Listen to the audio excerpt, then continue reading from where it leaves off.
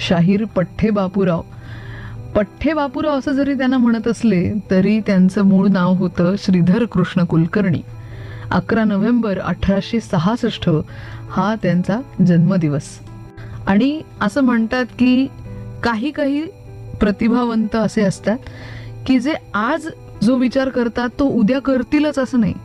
काही वेळा ते त्यांच्या लक्षात सुद्धा राहत नाही. पण जर त्याने असं आव्हान स्वीकारलं, स्वतःचं स्वतःला दिलेलं, की जे आज आपण करतो आहोत किंवा आज जे आपण गायलं ते उद्या परत गायचं नाही, उद्यासाठी काहीतरी वेगळं लिहायचं, तर ते सुद्धा ते करू शकतात.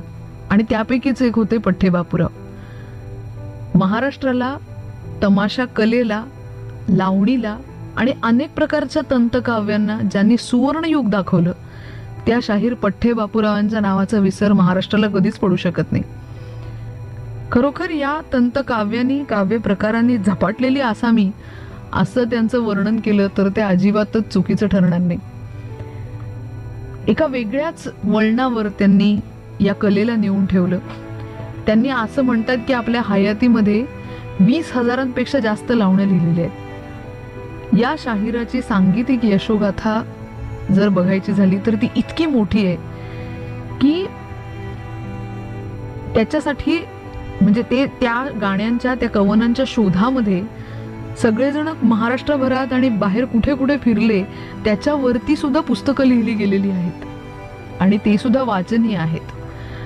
किती प्रकारचं काव्य त्यांनी लिहिलं तर त्याच्यामध्ये गण, गवळण, भेदिक, झगड्याच्या, वगाच्या अशा वेगवेगळ्या प्रकारच्या लावण्या त्यांनी रचलेल्या होत्या.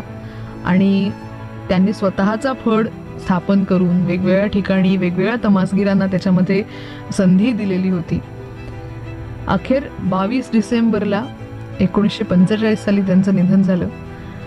या तारखांमध्ये सुद्धा किती योगायोग आहे. त्यांचा जन्म 11 तारखेचा आणि मृत्यू बरोबर दुप्पट म्हणजे 22 तारखेचा.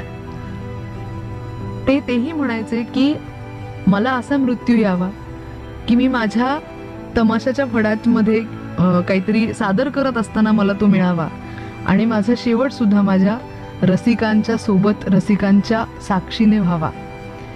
हे असं म्हणणं फक्त एका अगदी हाडाच्या कलावंताला शक्य आहे.